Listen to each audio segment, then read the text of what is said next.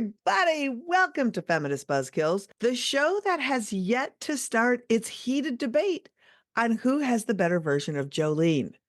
I'm Liz Winstead, and I'm joined by my co-host, Moji Olivodale. Hi, Moj. Hello. I really can't wait to get started on that debate that I'm not ready for. But coming up on the show, Florida gonna Florida. This week, the Florida Supreme Court handed us a big loss and the chance at a win, all coated in DeSantis's primordial ooze. Ooh. Ew.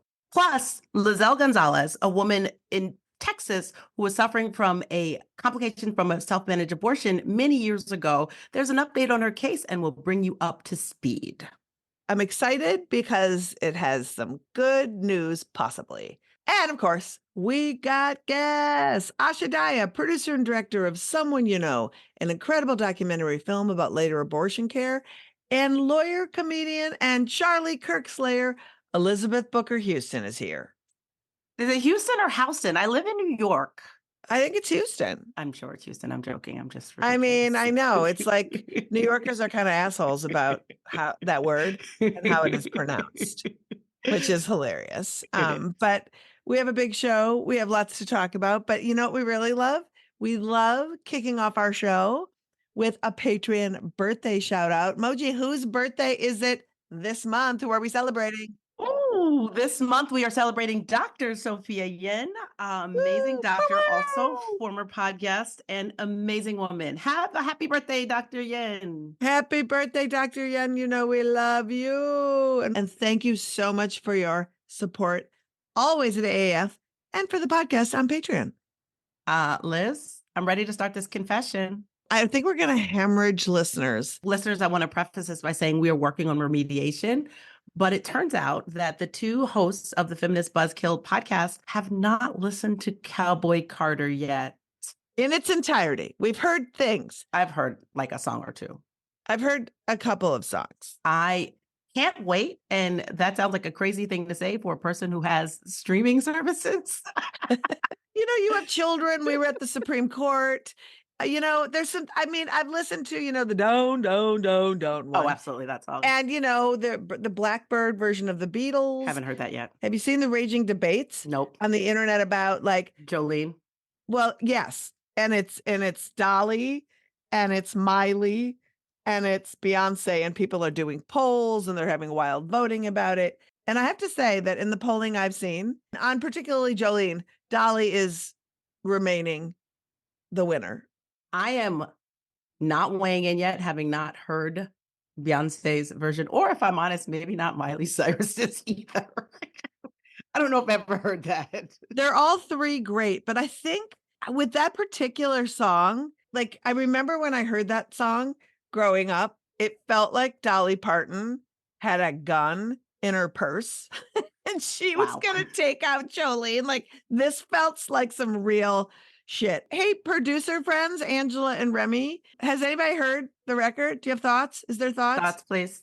Hey, it's Angela. And I did listen to Jolene, and it's pretty, but it wasn't inspiring. I got to say, Miley Cyrus kills it. I mean, obviously, Dolly Parton kills it. I liked it. I'm not going to say I didn't like it, but it wasn't the same kind of powerful. It was beautiful. It's a pretty version of Jolene, like you said. You know, that's a good take. It is. It's lovely. But Dolly just really feels like I would not want to be Jolene if I was Dolly. If I was Jolene in Dolly's version, I wouldn't want to be Jolene. And in Beyonce's version, you're like, you feel for Beyonce, like, oh, I feel so bad for you. And with Dolly's version, you're like, let's all get together with Dolly and go fucking beat the shit out of Jolene. For sure. I cannot wait. Angela, have you heard any more of the album, Cowboy Carter? Okay, now you're putting me on the spot. Got it. Fair. Great. I like the idea of the message behind it, because that's just me. It's not a country album. It's a Beyonce album where she's trying to get to the roots of country and the Black influence and the African-American influence of all of these different types of music. I also am liking that discourse about Black country artists. I think I am seeing that, and that's coming up. And I do, from what I understand, she elevated a lot of Black country artists that are existing now and trying to have careers. And I think that's really impressive, and what a great way to use your platform. I like that.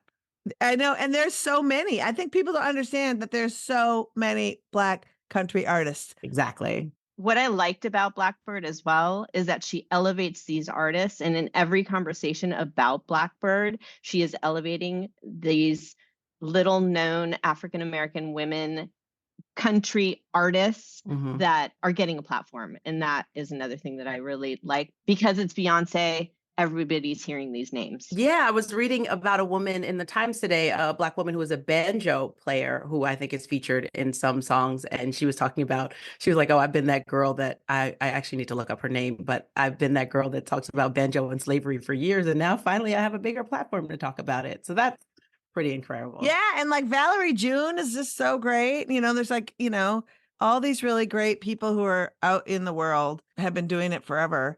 In Minnesota, there's an incredible country blues artist named Mary Cutrofello who was part of Do Re Mi Too.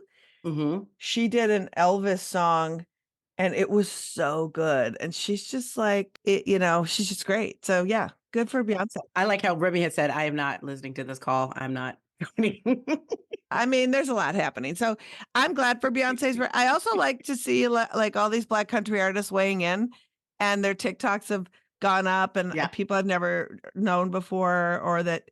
Because I also think too, there's this like crossover world where there's a lot of these artists who are in these other spaces, like, Americana music that doesn't get played, like the Jayhawks and Wilco and, Roseanne Cash, who aren't really country and they're kind of roots. And I think that I just like that Beyonce busted all the country charts with her not country record, with a Beyonce record, just straight up saying, just because you put a cowboy hat on doesn't mean you're a cowboy. Why do the roots of our country involve outfits? It's very weird. Well, we all know all culture worth knowing in America, except for Dutch Pennsylvania culture, is very much Black culture. It's just been repackaged and reappropriated. So it's also nice I feel like growing up, a lot of people were like, I listen to everything but country music. And that's probably not true any longer for everyone who said that to me when they were 14. So we'll listen to it. Don't hate us for not listening to it. Pity us. That we haven't had the time to absorb it. That is the correct stance for us to take. Pity us. Yeah, that's good. All right, Liz, let's really cook up the show with a big old steaming dump of this week's abortion news. Okay, kick it off, Mojay. All right. A new study finds more and more folks are turning to Twitter for advice on contraception, but shockingly, it doesn't look like they're getting answers from informed authorities. Only about 6% of tweets on reversible birth control methods come from official news or healthcare sources. And fewer than 1 in 10 posts come from an expert source on contraception. The rest were just replies from Alex Jones with the word whore written in all caps. And in This Is My Shocked Face news, turns out one of the plaintiffs in the Doctors with Borders suit, aka the abortion pill case before the Supreme Court, is a bigger shit statue than all the rest of the doctors involved in the case. Dr. Tyler Johnson used his position as a state senator to try to get a malpractice suit against him sealed. The lawsuit involved a patient who arrived in the emergency room in respiratory distress and showing signs of sepsis from recently giving birth. According to court filings, Johnson provided substandard care, discharged her prematurely, and she died within 20 minutes of leaving his care. So I guess this dysfunctional Johnson feels entitled to opt out of not only treating patients who need abortion care, but who need postnatal care, or really any medical care that may inconvenience him during his shift at the ER. And finally, everything in Texas is bigger, even the incels. The Texas Idiocracy Playbook is working as a new study shows 80% of Texans don't know the extent of their state's abortion ban. Okay, great.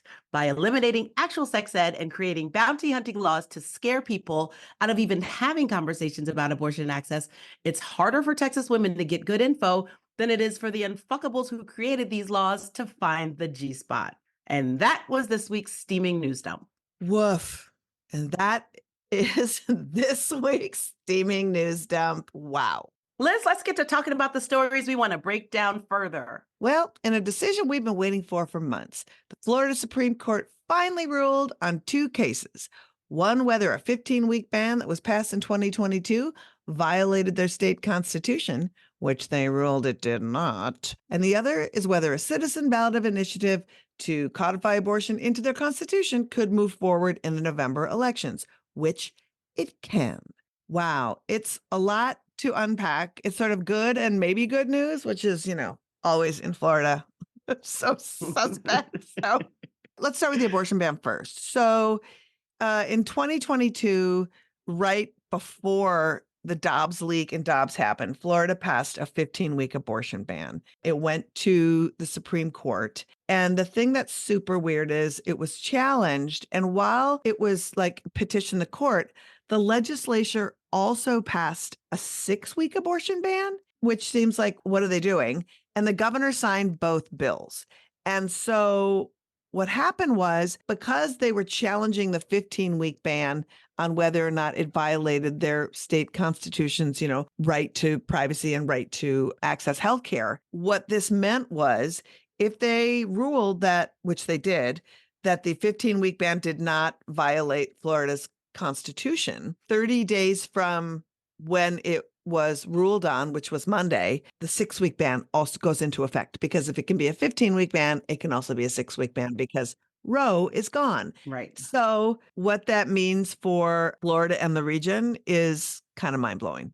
Yeah, it means that basically at this point, 25 days or a little bit more than 25 days, they're going to have a 6-week ban, which is not helpful for most people because most people don't know they're pregnant around 6 weeks, or a lot of people don't. And regionally, this is the part that's really scary. So, Florida's pretty narrow across, but that long ass penis, it's a long drive from the Keys, to where you would try to find abortion. And as we know, from Texas now to Florida, and from Florida to the closest safe haven is North Carolina with a 12-week ban, but a 72-hour waiting period.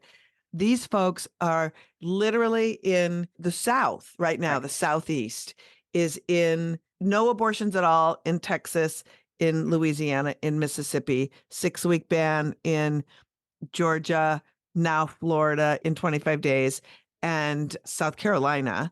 And it has people scrambling. So the closest places they'll be able to get to is Virginia, Illinois. And I think that is actually the closest, Virginia and Illinois. So terrifying. And when we think about how many millions of people that are of reproductive age that will be seeking care, Texas alone has 27 million women, because people who don't identify as women are never included in any of these counts. No one ever thinks about them. But yeah, so if Texas alone has 27 million, you start adding Florida and Mississippi and Georgia and Alabama. Basically, abortion care is decimated in the Southeast right now and will be for a little while. But there is a little bit of bright side in the Supreme Court's rulings. Do we want to get to that yet?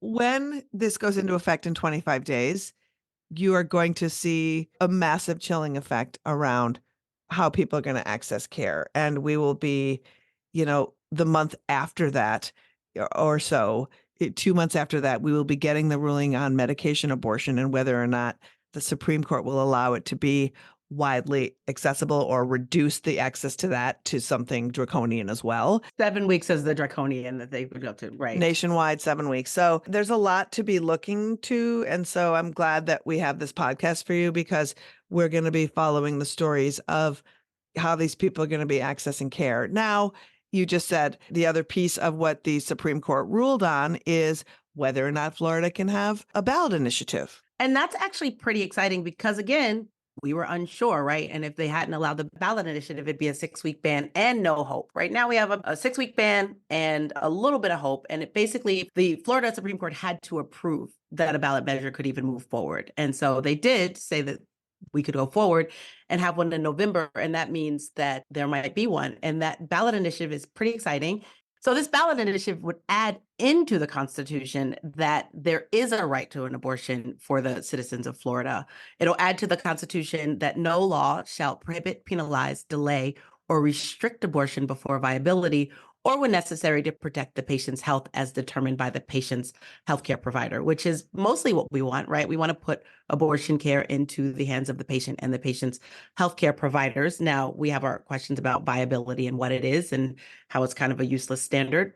but it's much better than where Florida is right now and will be in 25 days. What it would not do is change the state legislature's authority to enact laws around minors' access to abortion, whether their parents are required to be informed, and it will maintain their judicial waiver, which we know in Florida is used weirdly and has not really been great for everyone. Well, I mean, the thing is, judicial bypasses, they're just stigmatizing for somebody who needs care. If you don't know what it is, it's if you are a minor seeking abortion in many states, if you don't want to get your parents' permission, there is a pipeline that you go through where you ask the judge for permission to grant you an abortion. And it's been mostly, they always get their abortions, but just you shouldn't have to do it, A. But B, in Florida, there's been hideous cases. There was a judge that literally made one of the patients show her grades and said she wasn't smart enough to get her abortion. And that person, I do believe, was somebody who DeSantis wanted to put on the Supreme Court of Florida. Because the Floridians voted him out after that ruling. Yes. And then DeSantis was like, well, you would be a great Supreme Court. And so, you know, it's that kind of shit where you're just like, oh my God, what is happening to put a young person, you know, through having to tell a judge that you are pregnant, and also to have anybody judge a teen, especially, you know, decisions for why they want to have an abortion. Teens know, they know. Yeah, it's really, you know, we could talk about judicial bypasses for a while, but really what we want to talk about is how tough it is to get an initiative on the ballot in Florida, because it's really, really difficult. You know, you have to get 900,000 signatures. In many states that you've seen, 200,000 here, maybe 500,000. You have to get 900,000 signatures on the ballot. And also in Florida, the Supreme Court has the right to say whether or not your ballot initiative is valid. And in many states, that's not the case. It's about negotiating the language with the Attorney General normally, or the Secretary of State. But here there's that. And this is the big hurdle. Florida has a 60% threshold to have a ballot initiative passed. So it's not just a majority vote in November. They have to get 60% of the vote to actually pass the initiative. So, and to really understand how unhelpful and how like hard it is to get to 60% of the vote, the Ohio ballot initiative passed with like 57%, and that was considered a success. I think usually for the ballot initiatives, I don't think any has hit 60% yet. I think you're right. And it makes it really hard. Now the thing is, Ohio was an off-year election, and it was an off-year election, and also weed's on the ballot. So that's always helpful. You have weed and abortion. You know, Florida's got that. Ohio had that. You know, all the sexy initiatives. All the sexy, yes. That might be helpful just because voter turnout is better in a presidential election. So we'll see what happens. Also, the other thing that's kind of interesting is there was 3 judges that voted against allowing the ballot initiative to go forward. And 2 of them are also on the ballot in November. So we'll see how that also plays out as well. If the abortion amendment is popular, I wonder if people will make the connection about the judges who voted against it. So we'll just see how all that plays out when that happens. And also, I just think that it's important to talk just a little bit about ballot initiatives in the larger context, because while this happened, Maine and Louisiana this week also said no mas, because both Maine and Louisiana are states that don't allow citizen ballot initiatives. They have to be introduced by the legislatures, and then if the legislatures say, yes, you can put it on the ballot, then the citizens are able to vote. So citizens can't generate that. And so Maine, they didn't get 2/3 of the legislature's vote to actually make that happen this week. And in Louisiana, they just shut shit down in a way that was super scary. It's Louisiana. You know, Louisiana, even the Democrats are anti-abortion. Yeah, exactly. And so basically, it was so shut down. And then other bills that would add exceptions like rape and incest to their near total abortion ban are also predicted to be just shut down also, because they are just horrible there. And Louisiana was the state that we were all just like jaw-droppingly sickened to read that in lieu of being able to provide abortions, they were doing C-sections on people to terminate their pregnancies. Yeah, and I had a C-section, and it is a major abdominal surgery. And to do all that with not even the hope of a child is cruelty. It's torture. It is torture. And I feel like, too, as we look at these ballot initiatives, there's just so much happening. Missouri's also got one coming up. And the anti-abortion people are smart, because they're now trying to do what Ohio did and failed, which is have a vote before the ballot initiative to change the way people vote. So Missouri, they're on their way to getting the votes they need. There was 2 ballot initiatives, one proposed by a Republican that had like a 12-week ban. It was bullshit. And then Planned Parenthood, some other good folks created one that was decent. A lot of fighting with the Attorney General. But in the same time, the right wing is like, we want to put a ballot initiative in August that says we're going to up our threshold to either 55% or 60. And you have to win 5 out of the 8 congressional districts in order for it to pass. So they're trying to put a thing up like they did in Ohio, shenanigans in August, to make it harder for the initiative that will be on the ballot in November to win. So it's like if they can't stop the ballot initiative, they're going to try to destroy any real hope for a ballot initiative to pass. So look for that. And I also want to say, like, we know that these gerrymandered districts are minority rule. And then these changes to the ballot initiatives also really do institute minority rule, right? 50% or higher is half the voters. And when you go to 60%, you're saying 40% of people can just say, we don't like this and win. It is really profoundly scary. And so, I mean, ballot initiatives are great, but a lot of them are still in this kind of Roe framework.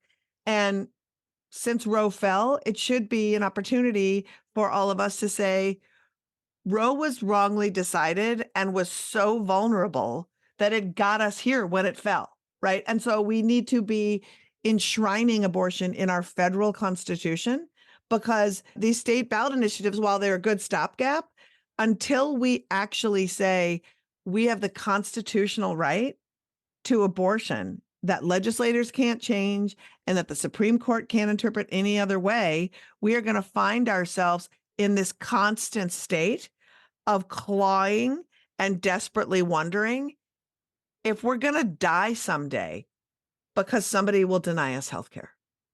And this state to state to state just has us continually playing this game of like abortion rights, human rights, whack-a-mole, just trying to claw out some sort of humanity for each of us. And we all deserve the healthcare, the abortions that we need without having to fight this desperately or hear these desperate stories of people literally dying in parking lots. All healthcare, but especially healthcare that has this timely long-term implication. And we don't deserve to have it be in the hands of these people that keep getting elected in whacked out gerrymandered districts and nightmare scenarios where, like, again, we don't live in Mississippi, but it was Mississippi that ended Roe.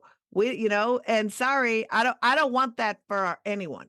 And also just going back to us listening to the Comstock arguments last week, why are justices deciding healthcare? Why are justices deciding healthcare? And the hubris that you would just allow debunked statistics be in your Supreme Court case, literally 3 different studies that were thrown out for inaccuracy. And to think that you as a judge know more than expert scientists at the FDA, that is some shit that, like, that's never happened. And to think that legislators, right, who are optometrists or HVAC owners or whatever else they were doing before they became legislators, have a better sense of what individuals need in terms of healthcare than doctors, so much so that they're willing to criminalize doctors, is just a terrifying state of this country. Terrifying. And so, we just need to do better. And it seems like constantly when we talk about our stories, Moji, they derive from states over and over and over again that exist in this Fifth Circuit Court of Appeals, because the Fifth Circuit Court of Appeals just cosigns to every single piece of garbage in humanity. And again, your state just going back to Texas. It all starts in Texas, Liz. I think it all starts in the Fifth Circuit. In Texas. I'm going to take us back to Texas. So people may remember this, but in 2022, a Texas woman was jailed for 3 days over an alleged self-managed abortion. And she is suing the state of Texas, particularly the prosecutor that prosecuted her, for his fuckery. And I am here for it. I know you remember this. Listeners, 2022, Texas was the wild, wild west, right? We had SB 8, which was the bounty hunter law that said any motherfucker who cares can sue anyone they want to who they think aided and abetted abortion. Mississippi had brought their Dobbs case all the way to the Supreme Court, and they'd heard the arguments, but we hadn't had any kind of ruling. Abortion was banned at 6 weeks, basically, in Texas, even though Roe was the law of the land, because Roe is not actually helpful and fully workable for everyone. And all of a sudden, one weekend, we're like, wait a minute, this woman has been arrested for a self-managed abortion in Texas. And the abortion funds in Texas were like in full alert. Do you remember this, Liz? I remember this so much because they used her name. The Texas state law says you cannot arrest someone for having an abortion. And that's important to know because those bounty hunting laws were going after people who were helping people get an abortion. But Texas state law says you can't arrest somebody for having an abortion. And so it was so egregious that a hospital worker turned her in and that they held her for like a couple days with like a $500,000 bail or something. So Liz, right, like you said, Texas has a law. You can't prosecute a pregnant person for their abortion or whatever their pregnancy outcome is. But when she showed up at the hospital, 19 weeks pregnant with no fetal heartbeat, not only was she forced to have a C-section, which horrifies me, but the hospital staff reached out to the local prosecutor, Gotchu Ramirez, who had the case taken before a grand jury. And that resulted in Ms. Gonzalez's arrest, 3 days in jail, and that $500,000 fine we spoke of before. Here's what makes me sick is that they could have induced this pregnancy. Yep. And instead gave her a C-section. Yep. That's so unbelievable. And increasingly common. And also, according to Lizelle's complaint, Ramirez did none of his own investigation into the case before he went to the grand jury. He just misrepresented the facts of her case.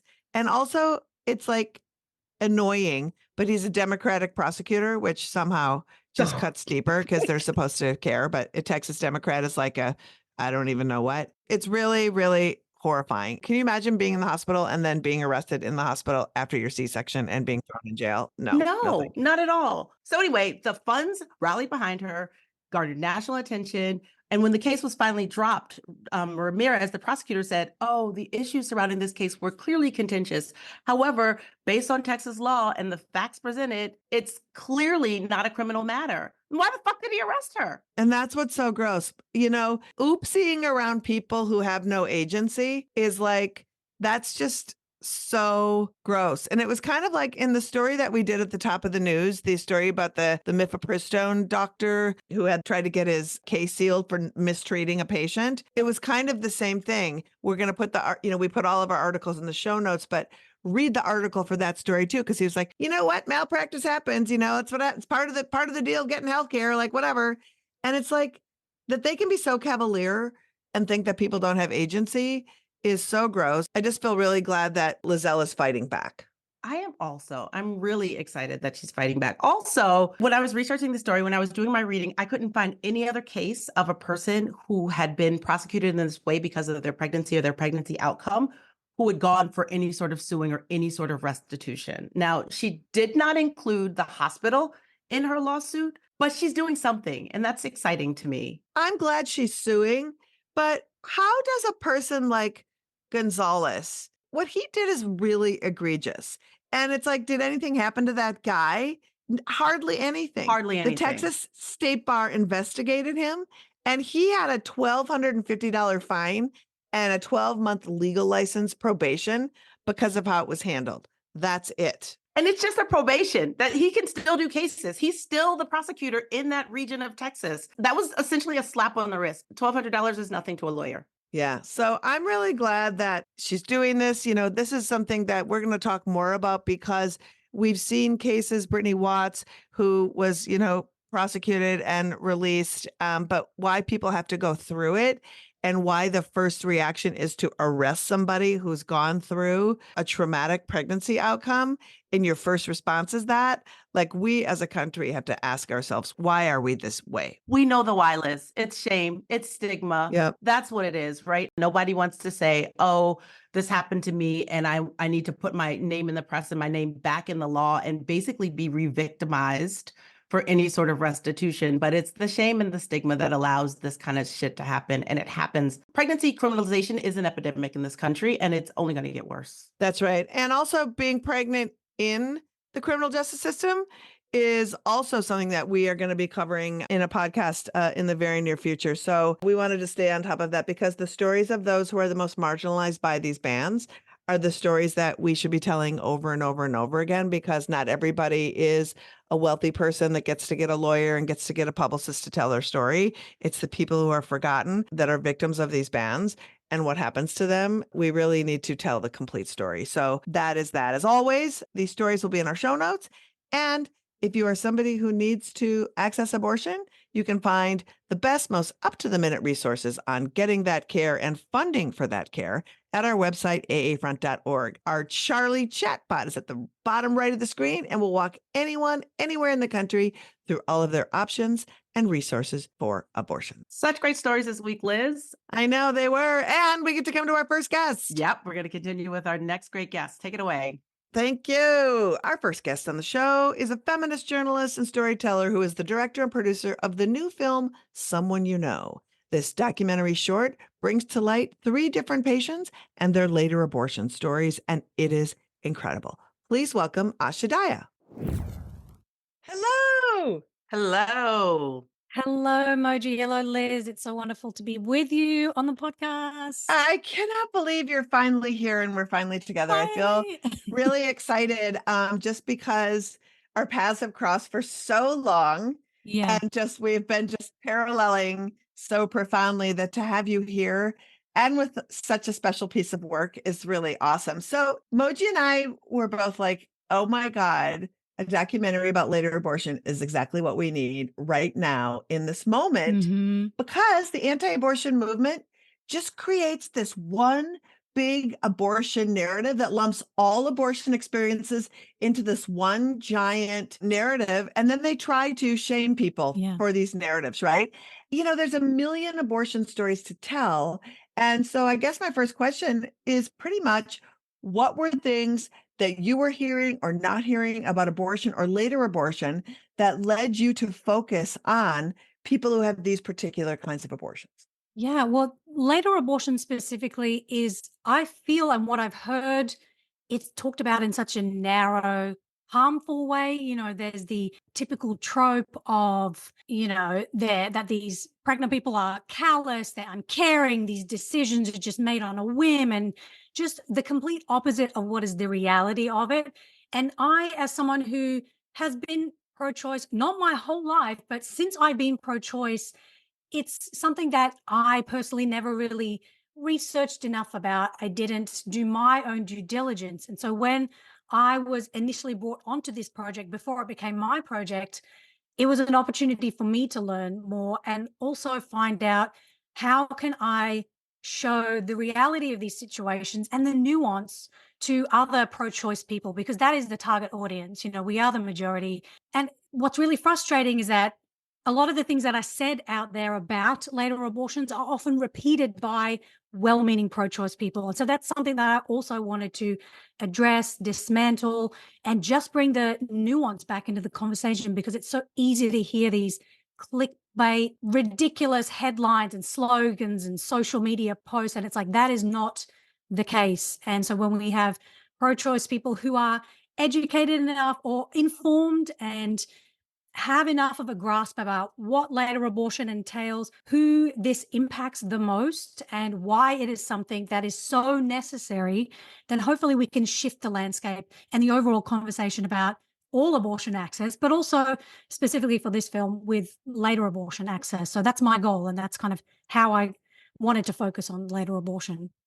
I love that you define the target and really we're like, no, this isn't for people who don't believe abortion is a good thing. No. And we hear this even in our politicians, right? Currently, politicians that we should trust are using phrases like restore Roe as a rallying cry to kind of prove to us that, like, we're pro-abortion, we're fighting for your right. But we all know that Roe only protected abortion up to 24 weeks. And some people need abortions much later than that. So can you talk about that need and just what your documentary does to address that blind spot and the stigma that that sort of blind spot is allowed to prop up? Yeah, you used a great word there, stigma. And that's what it really is about, because when you hear people like Joe Biden saying, well, I'm not into Not to name names, but we name that not name all to the name time. names, but we name the names. And so when Joe Biden says things like, I'm not into the whole my body, my choice, but let's restore Roe, those are two both very problematic things. And so the stigma is something that we need to address. And so when we hear politicians who don't even know they're too scared of using the word abortion,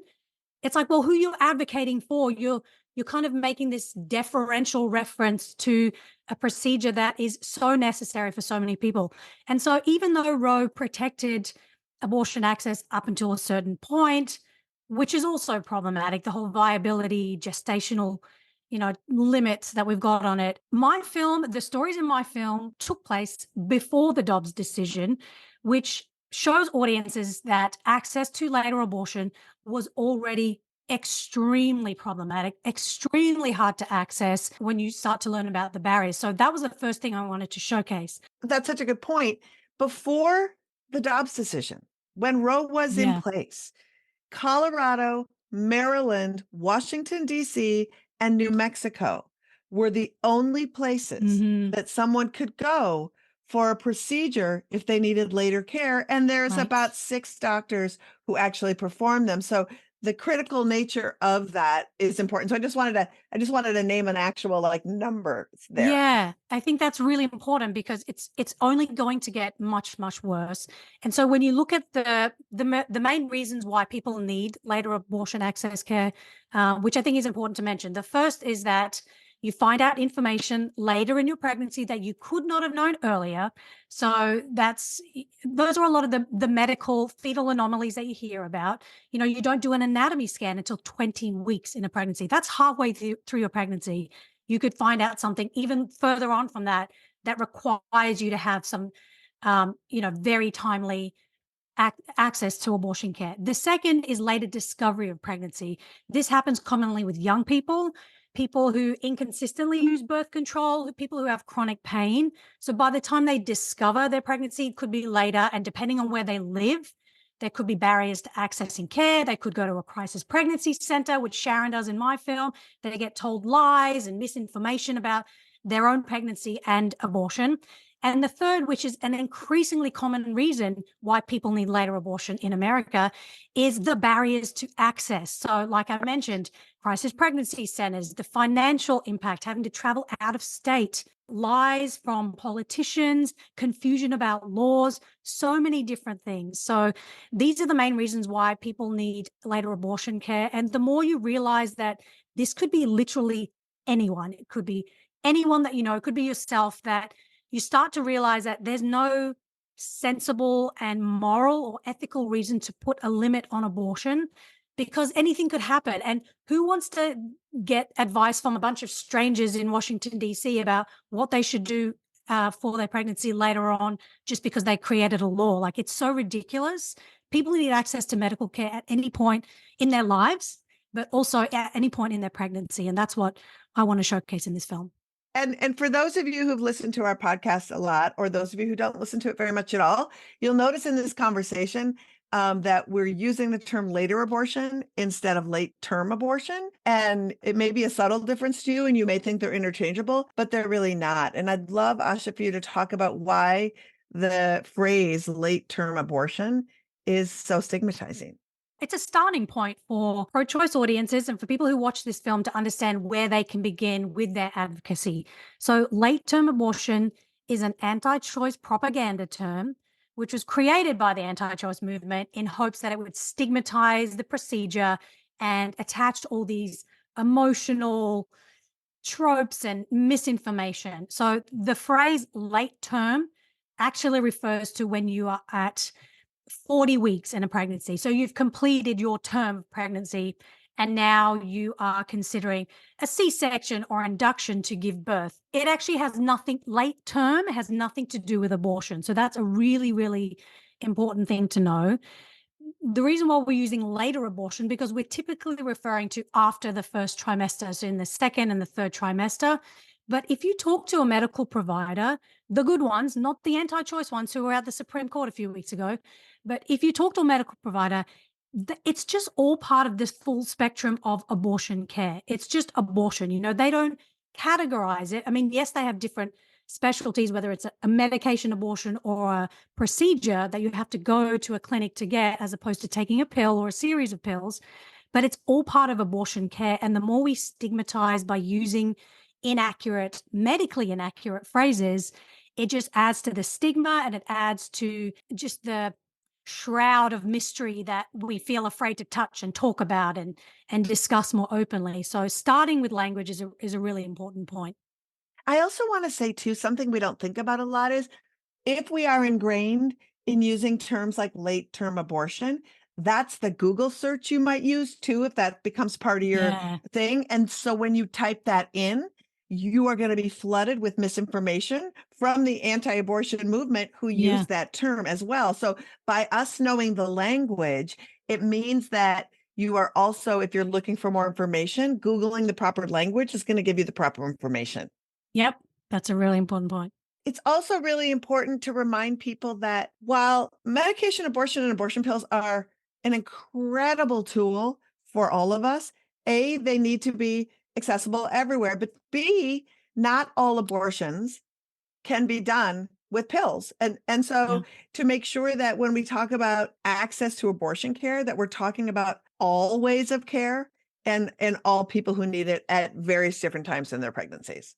Yeah, absolutely. And there's this thought that, which Mindy kind of alludes to in the film, and she said more off camera, which we did include, but she talks about how she just grew up assuming that it was so easy to get an abortion. And at any point, if you needed it, you could just go to grab one on the corner while you're on your grocery run. Like they're so easy to access. They are not. And the further you go along in your pregnancy, it becomes harder and harder and harder. And so that could potentially get worse if this upcoming Supreme Court decision, Idaho v. United States, depending on how that goes, that could completely decimate access to emergency abortion care later in a pregnancy. You know, they say things like, you know, the anti-abortion movement, they say things like, oh, we'll make exceptions for, tragic reasons. And it's like, wait, so I have to be violated or something has to go horribly wrong for me to have an exception. But they make those laws intentionally vague so that they can find loopholes and they can deny you, like what happened to Kate Cox in Texas. Yeah. And so that is what's on the line in this Supreme Court case that's going to be heard in April. The ruling won't come out till the end of summer, but potentially a state could then go, oh, you need an emergency abortion procedure later in your pregnancy. Sorry, we don't want to provide that. And now we don't have to, thanks to the Supreme Court. So this is what's on the line this year. There's a lot on the line this year. I also just want to touch just very, very briefly, people don't understand how hard it is to access abortion in many parts of this country. And we don't talk about it. And so you just don't know until you are in emergency need for abortion care, just, because you don't want to be pregnant. And people are like, wait, what do you mean their clinics are miles and miles away? What do you mean there's no clinic in my state? What do you mean that it's not an allowed procedure? And that's for all abortion care, not just later care. Yeah. And Dr. Mira Shah, who's a family physician for Planned Parenthood in New York, she's practiced in Texas and Indiana, and she talks about the drastic difference in healthcare access depending on your zip code, depending on your financial status in this country. For people who are familiar with systemic racism that's embedded into the healthcare system, depending on your background, you could be discriminated against and put you further out of reach to abortion care. So all these factors play a huge role in what kind of care you get. And so I think it's really important for people to know that abortion is not easy to access. Even if you're in a state, I live in California and people assume it's easy, but you go outside of, Los Angeles County, you're in like a lot of deep red, deep conservative cities and towns where people protest outside abortion clinics. And up until a certain point, you may not be able to access abortion care. You probably still have to go to Colorado. And so I was in New York City in the middle of Manhattan and ended up at a fake clinic when I needed an abortion once. So everywhere in the middle of Manhattan. Yeah. So it's really everywhere. And if you don't know, you don't know. Yeah. I also wanted to just go back to the stigma because all these barriers are created. And it's a lot of the reason that people do have to have later abortion care, right? They can't find the money. They can't get to the clinic. They don't know. And it seems like rather than talking about the way that politicians create these barriers, we really spend time stigmatizing the people who need the abortion care. Why do you think that we don't have much compassion for people who struggle to have care and we're just really quick to demonize them? Moji, I don't think we have enough time to answer.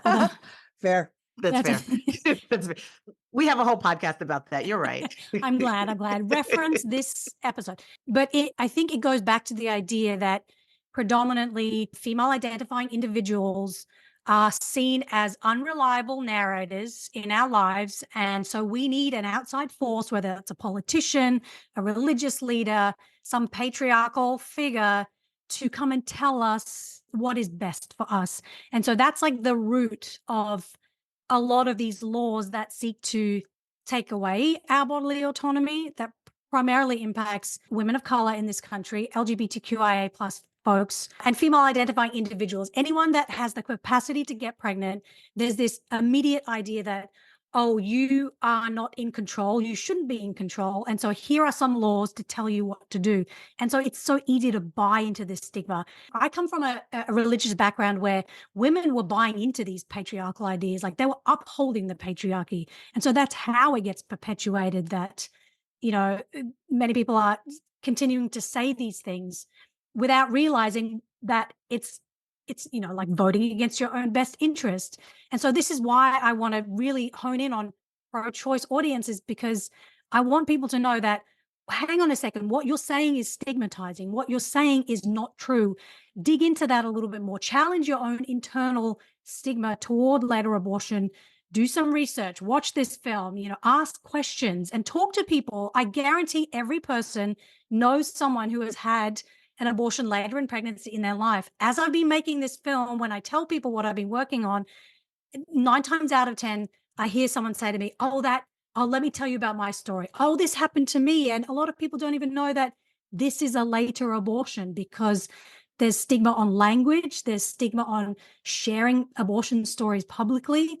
And so once we kind of chip away at that a little bit, which I think abortion storytelling in this country is doing in a just profound way, then we can kind of chip away at that stigma and really turn it on its head and be like, you're anti-abortion? Oh my God, like, who are you? You know, like that should be the embarrassing position, not the default. I agree. And I think it's so important too, when we talk about, one of the reasons that I love this film is because it pushes up against the respectability narrative of pro-choice people when they hear Nikki Haley say, well, you Oh know, my I God. think a 12-week ban could work. And you hear other people who I can't say who are running for office and others who aren't. A 15-week ban, that's it. They pull these numbers out of the sky Yeah. and they try to make it sound like there's some respectable time that it's a line you cross that they will be. And I always like to say, at what point in your pregnancy would you think it's fine for the government to take away all of your decisions and start making them for you? Because if the answer is never, that should be never for everyone. Yeah. And I think that's one of the things that I think is so important about this film, and why I opened by saying right now at this time, this film is everything. So where can people see this film, and what steps are you telling people to take with this film after they watch it? Yeah, so right now it's playing at the online Women's Voices Now Festival, which you can buy a ticket to online. Just go to womensvoicesnow.com. And that's it's a month-long festival up until April 30th. I've got a screening in LA on May 8th. And beyond that, I've submitted it to feels like 1,000 film festivals. And so you can go to someoneyouKnowDoc.com, and I've got a list of upcoming screenings. Mental note to self, update that page. But stay up to date. There's a bunch of resources on there. There's all stuff about the film, and there's screening information there. But if you would like to get in touch with me, and if you are an organization, I didn't make this film to make money or to, you know, recoup any of my expenses. I want this to get out there as much as possible, especially before the election. So if you're an organization, a community center, or anyone who wants to show this film to your community, group, family, whoever, please get in touch. Just go to someoneyouKnowDoc.com, and there's a contact page, and please reach out to me. I've had so many wonderful emails and inquiries, and I love them all. So please keep them coming. Asha, thank you so much. I love that also you really are most committed to getting this information out there. And we will make sure all of this is in our show notes, and that everyone who's listening to our podcast knows exactly how to get in touch with you. Thank you, Moji. Thank you, Liz. Thank you, Asha. Make sure you go to someoneyouKnowDoc.com to see more resources about later abortion, and get in touch if you'd like to arrange a screening of the film. And now It's the party game that's faster than Monopoly and more fun than Taboo, 6 Degrees of Abortion. This is where Moji takes a story from the news, and I have 6 chances to link it to abortion.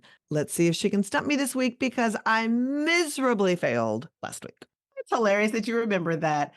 This one is so serious. I'm actually really excited about it. So this week, we're going to just get a little like celestial, a little galactic. I would like you to link this coming eclipse to abortion. This coming eclipse to abortion? Yeah. Well, I will say that Kristen, who is our programs director, and Marcy, who is a super volunteer with us over in Ohio, I know are going to watch it. It's somebody's like cool ass like lake place, I think, in Indiana, if I'm not mistaken. Is that linking it to abortion? That is, I think mine is better. I only gave it to you because I had solved it beforehand. In 2017, there was also a solar eclipse that was visible from the United States. And a certain person who is running for president right now called Donald Trump looked directly at the sun. Oh, well, I mean, I could do that too, but I was talking about this one because I watched it in Niagara Falls. I Did had you? glasses. Yeah. I was driving across country with my dogs to come to Minnesota, and I watched that eclipse with Brad. Remember Brad, my dog walker? Were you the only person not in the office then? Because I was on our rooftop with Kat and a bunch of a lot of AAF staff watching it from our like Gowanus rooftop. You weren't there for that? I was not there for that. I had to go to a wedding, and then I was driving across country, and then we were going to start the Magical Mystery Tour shortly after that or something. I don't know why I was driving across country, but I was. Liz, you made it. I made it. I feel like I'm good. It wasn't my best, but it worked. I mean, it's literally the moon and the sun, Liz. It's a little too celestial to be that specific. I know. I kind of want to see it, but I think no go here in Minnesota. No, but not at all. We have I think we have like 90% or 80 something percent coverage in New York. I'm going to try. Excellent. Our next guest is a comedian, lawyer, social scientist, and an incredible uncouth politics sleuth. Please welcome Elizabeth Booker Houston. Hi, Elizabeth. Hey, Elizabeth. Hey, y'all. So good to see you again. So I found you organically on TikTok, just like being funny, and loved it because your work is political, hilarious, snarky, basically our kind of vibe. So like, when did you figure out you had permission to be funny? Because that's so rarely offered as an option for women and femme people. I don't know, probably actually when I was really young, because I have the best dad in the whole world. My dad, Troy, is very much a girl dad. Got 4 daughters, 1 son, lots of granddaughters, and he very much encouraged me to be the boss of everything and rule the world and do all the things and not just like go and get married and pop out babies and be a homemaker, which is totally fine if that's what you want to do. But he was like, you don't have to do that just because that's what society tells you want to do. And so he introduced me to stand up. And I used to play the Kings of Comedy VHS tape constantly when I was in elementary school, and I learned like every line.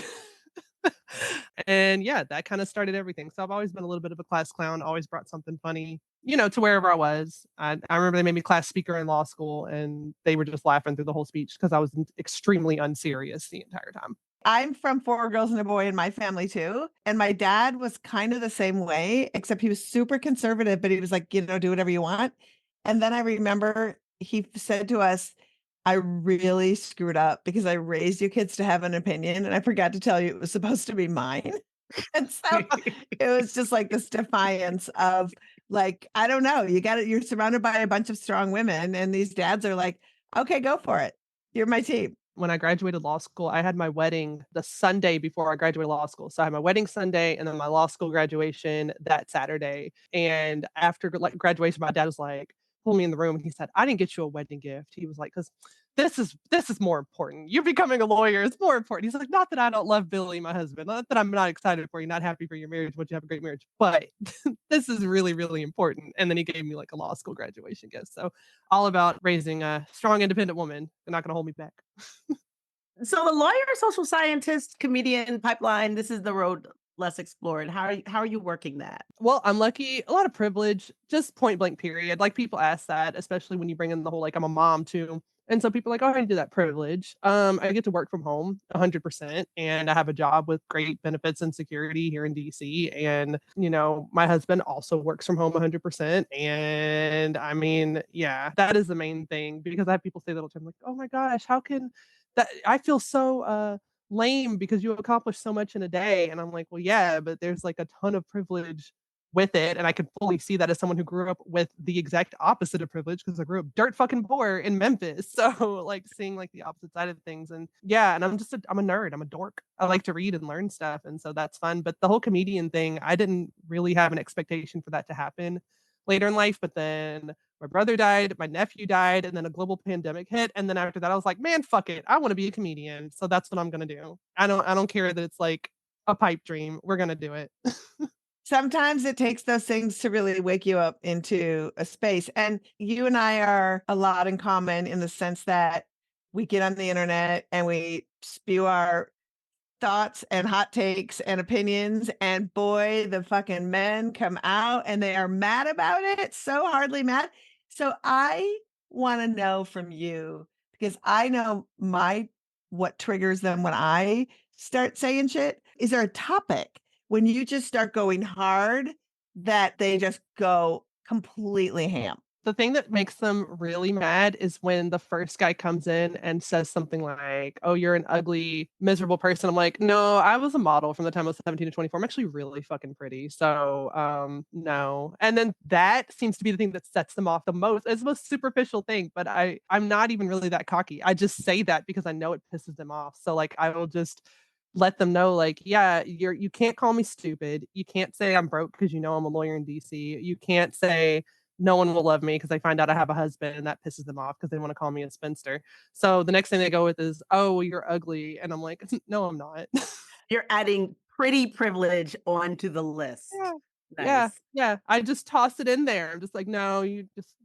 I'll say things like, quit trying to neg me, man. I already got a husband. I don't go away. I mean, it's a lot. And I have to say too, like one of the things I do love about you the most is you seem to be, if there was something called Charlie Kirk Watch, we could rename your Insta to Charlie Kirk Watch, because you always bring me, every time Charlie Kirk steps in it, I'm like, okay, what's Elizabeth saying?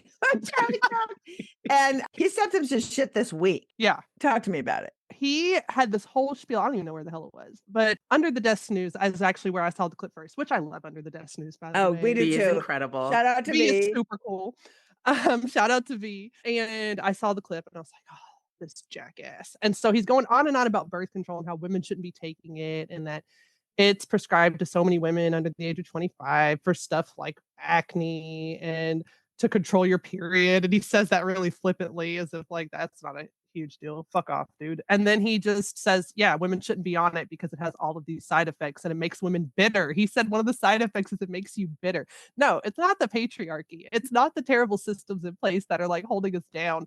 It's the birth control. It's not you, Charlie Kirk. It's actually Charlie Kirk. We are bitter because of Charlie Kirk. Also, he's bitter because he's an unfuckable guitar pick looking motherfucker that nobody wants to have that guy soil them. Like, I don't want him. Can you imagine being dick deep in Charlie Kirk? Like, no, thank you. No, like no one imagines that. And Charlie Kirk knows that the reaction to him is that of like literally feta cheese. And he has to live with that. And like, that's not my problem. Yeah, I mean, pretty much. And he's just miserable. And also, I've just been coming at him hard lately because I had a video I made that went crazy viral about Kyle Rittenhouse. Please tell this story. Please tell us about it. Yes. So I saw that Kyle Rittenhouse was invited to speak at the University of Memphis. That's my alma mater. Okay. So I went to get my graduate degree and my law degree. And I'm from Memphis. I lived in Memphis for 27 years, like my whole life, did all my education there before I came up to DC. Anybody from Memphis, you understand that we say we're not from Tennessee, we're from Memphis. And it's very much like I'm tied to my community. And so when I saw this, I was like, this is some fuck shit. How is Kyle Rittenhouse coming to speak at the University of Memphis in a city that is majority Black? It's like 69% Black folks. Also, what does that boy have to say? Not shit. And so I made a video. I was like, okay, bet. So I made a video saying, why is the University of Memphis sending this guy? We all need to be pissed, blah, blah, blah, blah. Tag some different pages that could share it and push it out and whatever. And it kind of took off. And before I knew it, everybody who had seen the video were like in the University of Memphis, like they were up their ass. Like, why are you bringing this dude here? Turned out it was Charlie Kirk and his fucking Turning Point USA. And he had established a chapter at the Memphis campus of students. And so he was the reason Kyle Rittenhouse was coming to speak. And Kyle came. And because of all the hubbub we made, and we got like the Unapologetically Memphis page, like all the local pages talk about it too, a ton of students showed up and showed out, and they chased his ass off campus. Literally chased that little motherfucker off the campus. Is the funniest shit I ever saw. Because Memphis is rough. That is a rough city. I'm just like, wait a minute. This is where you decided to come? Like, come on, sir. But no, he talked for 27 minutes and then got booed off of that stage so quick. Got taken. This young man named Moses, who was the president of the University of Memphis debate club, like asked him very intellectual, very specific questions. And Kyle couldn't answer his fucking questions and couldn't argue with the evidence he brought. So he just walked off stage and then everybody just chased him off to his car. So that was great. The president of the student chapter resigned that day, apparently, because of all the backlash. As she should, because why are you being a little shithead? Why are you being Charlie Kirk's like lotionette? Errand person. Yes. And the university, like they said, we have to let them speak because First Amendment. I was like, okay, I get that. I just wanted to make sure it wasn't the university inviting them. Like the university had no hand in it. So I was like, okay. That's that slippery slope. I'm kind of with you. It's like if there's a weird club on campus that invites a creep, and they have the First Amendment right to be a creep, then I don't know. I feel like everyone else has the First Amendment right to like snatch up all the tickets and then it's an empty room. Yeah. Yeah. And also show up and run the creep off their campus. Yeah. I reserved a ticket. I wasn't going, but I reserved my empty seat and encouraged others to do the same. But yeah, the students who showed up, I was real proud. I was like, yeah, and I took the clips of him getting chased off campus and set it to the song "Yeah Glow" by Glorilla, and it was good. How many people, for those that didn't see the clip, we'll put it in our show notes, but how many people would you say, and you know this university, so how big was the room he was booked in, and how many bodies could you sort of approximate actually ended up in that place? I didn't see any supporters beyond the students who were part of the organization, I think. It looks like it was pretty much all protesters. The room is really big. It was pretty empty from what I could tell from the clips. Probably had like, it looked like maybe 50 students or something in the room. But the number of students on the campus, like Chase, also the band kids showed up and played music to play him off. Oh, wow. A lot of people showed up. Did they play the Seinfeld theme? Because that would have been awesome. That would have been good. I don't think they did, but that would have been great. Really proud of my hometown. Like Memphis is we got some work to do, but every now and then my hometown does something that makes me real proud. That was a proud moment. You are super good at identifying things and telling folks, where it's at. What would you say is like your proudest moment of raising awareness and seeing action or result being taken because of it?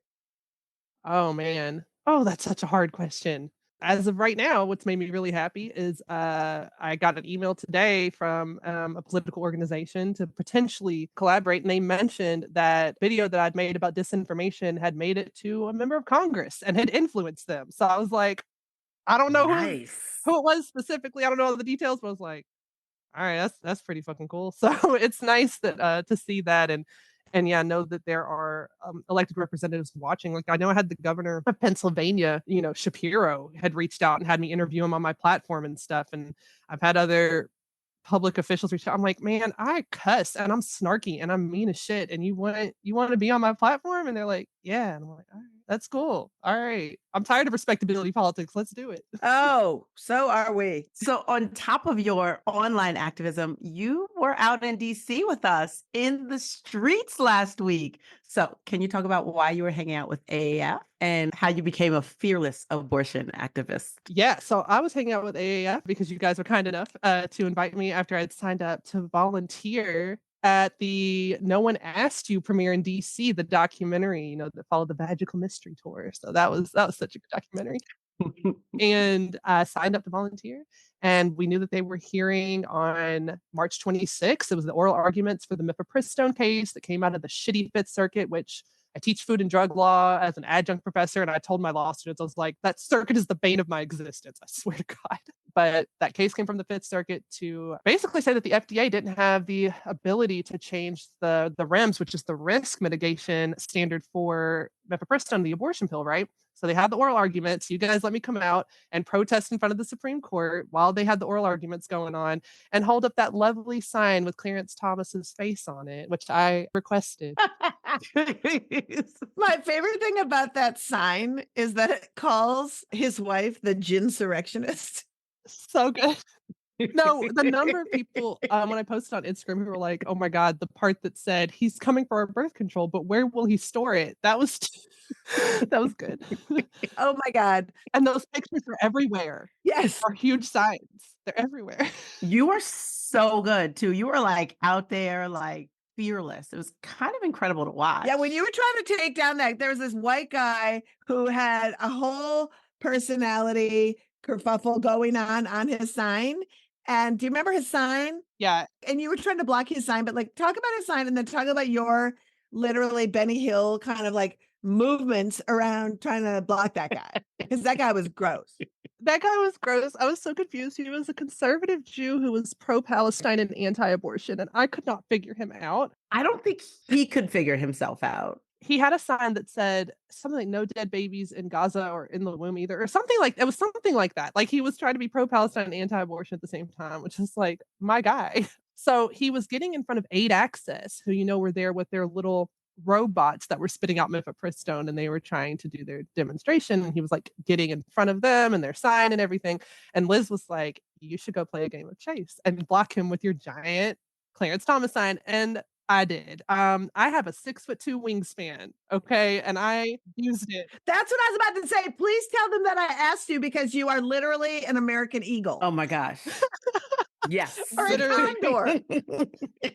I am 5'10" with a 6'2" wingspan, which is ridiculous. I'm so disproportionate, but it helps in moments like this. So I was able to just keep jumping and leaping in front of this guy.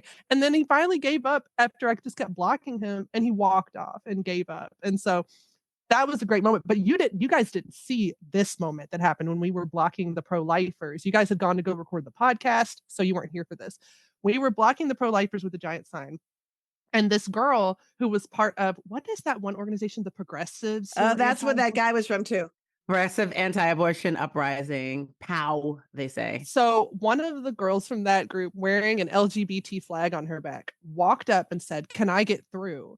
And the pro-life guy like elbowed her and like blocked her and kind of like bumped into her heart. She was like, "Can I please get through?" And she said, "I'm one of you guys." I was like, "Oh, baby." I know. Also, Progressive Anti-Abortion Organization had like 4 people with them. How come they didn't know each other? That's just wild. That was weird. And then there was the girl who was pregnant with her belly all out and had like, and I'm just like, I don't know. I don't want to judge, but I was judging. I was like, Yeah. what is happening there, girl? Not with the belly being out. I'm not judging about that. I wear a crop top all day, every day, even when I'm pregnant. But I was confused. It's like, why are you painting this stuff on the belly and out here with these people? Come on. Yeah, especially when like she's far enough along in her pregnancy that mifepristone wouldn't be something you would take if you wanted to terminate your pregnancy. You would go in for an in-clinic abortion. So I'm like, Yeah. What's your point even? You don't even understand why you're here, what you're here, and what you're doing. So you are a delight to talk to. We have to go, but before we go, you got to tell everybody about your new podcast. Oh, you saw that? Yes, are you kidding? We stalk you on the Instagrams. You announced it on your Insta. Well, okay. Well, you guys will have to then repay the favor and come be on my podcast. Of course. Absolutely. It's called The Devil's Opposing Counsel because I'm sick and tired of devil's advocates. So that is the name. I give in 30-minute chunks, try to break down like law and politics. I talk real fast and break stuff down, like these 90-second videos on Instagram, and everybody's like, "Can you stretch it out, talk a little slower, and break things down?" Sure. So I got this podcast, just launched it on Spotify, on YouTube. It is also on my website. You can just listen there at thedevilsopposingcounsel.com. So I'm super excited. The first episode is all about the mifepristone case. I talked about No One Asked You, and I talked about abortion access front in that episode. So yeah. I am so glad we met. It's just like so fortuitous that Moji saw you on social. I saw you on social. And then our development director, Stephanie's like, she's my friend. And I was like, that is so random. What are you even talking about? How does this even work? But of course, we're all 6 degrees of abortion. Yeah. Please come back anytime. And please, please, please, please be part of our shenanigans again, because you're really good at shenanigans. Please, say less. I will be there. I know I won't be able to be part of the next things, which I will not spoil in case you've not shared, upcoming because I have to go to Berlin, but hopefully you will be able to take over my socials that day. I also want to talk you into coming to Chicago with us to the DNC to talk some Democrats into being better at talking about abortion. Yes. Yes, absolutely. Awesome. Thank you so much, Elizabeth. You're the best. Thanks, Elizabeth. Thanks, guys. Follow Elizabeth's awesome content at Booker Squared on Insta and TikTok, and check out her podcast, The Devil's Opposing Counsel, wherever you pod. That's our show. It is our show. We did a good show. We had a great show. It was a 2 Liz show. It was a double. What does that mean, a 2 Liz show? It was Elizabeth double. It was. Oh my God. It was Elizabeth Squared. Elizabeth Squared. Instead of Booker Squared. I feel kind of excited about that. Thanks for listening. And thanks again to Asha Dahya. And be sure to go to someoneyouKnow.com for more info on later abortion and her wonderful short film. Okay, did we make you smarter? Did we make you laugh today? If we did, show us some love by liking, subscribing, and giving us 5 stars. Plus, stay connected with us on social media at Abortion Front across all the platforms. With your help, we can get more people to learn about the assault on abortion access. And if you haven't already, go sign our petition at aafront.org and ask the FDA to use their power to protect mifepristone. Looking for where you might fit in to do some abortion activism? We've got a 5-part activist training series, Operation Save Abortion, at operationsaveabortion.com. And visit our super cool activist calendar, which is full of local and national actions and educational opportunities. New York Friends on April 8th at 6:30 p.m. Eastern, Ancient Song, BK Forge, and Reproductive Freedom for All in Y are excited to host the New York Equal Rights Amendment Teach-In. This in-person event will teach folks how New York's Equal Rights Amendment, ERA, protects all of us, including pregnant New Yorkers, women, LGBTQ plus people, those with disabilities, older adults, and people from different cultures and countries. Link in show notes. And every other person living or dead. All of them. Oh, you listed all the people. There's no which other I people love. left. That's right. And next week's guest, professor from American University and one of the most badass researchers in the whole reproductive movement, Tracy Wheats, will join us. Plus, my friend, comedian and writer, Lori Kilmartin. He's here to talk about her new special, Cis Woke Grief Slut. That's a fun title. Mm-hmm. Join our Patreon. You'll support great content and get cool FBK merch and experiences. All pledges support this pod and all of our activism at Abortion Access Front. Pledge at patreon.com/feminist buzzkills. FBK is edited by Remy DeTournay and is produced by Abortion Access Front. And finally, we leave you with Pastor Joel Webbin, a man showing his whole ass as he admits he's scared of women voting. Because if we had a Christian nation tomorrow and women did have the right to vote, we would not have a Christian nation within 50 years. Okay, elaborate a little bit on that. Because the husband has been appointed by God as the head of his home. And no-fault divorce and women's suffrage, more than anything else, ultimately split the household. So we're not talking about women not having a say in society. We're talking about representative government. That's right. Feminist Buzzkills, the podcast from Abortion Access Front. New episodes drop Friday. When BS is poppin', we pop off. And if you want to support our podcast and all the work of Abortion Access Front, like, subscribe, and join our Patreon at patreon.com/feministbuzzkills.